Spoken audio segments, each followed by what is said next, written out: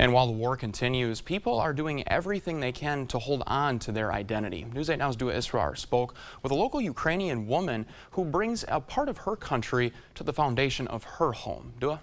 Jordan, Olena Belka grew up in Odessa, Ukraine and moved to La Crosse in 2014. Olena had been traveling between her two homes up until 2 months ago when the war in Ukraine began. Since then, she's been showing her Ukrainian pride through architecture.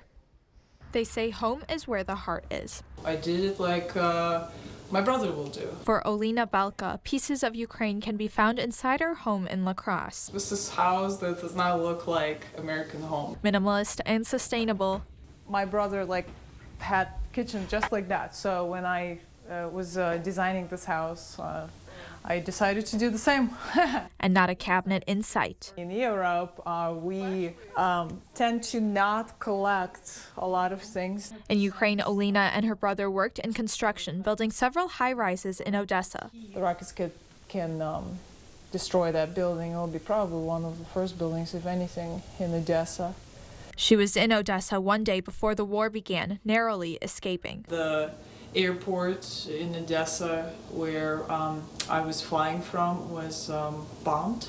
Olena, who comes from a Jewish background, says the war in Ukraine is a reminder that history can repeat itself. What happened in the past is happening right now.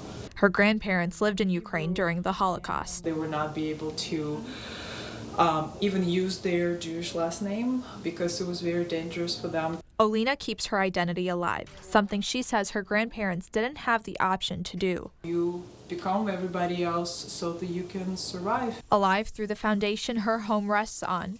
I am Ukrainian. I can't separate myself from that. Keeping her home close to her heart.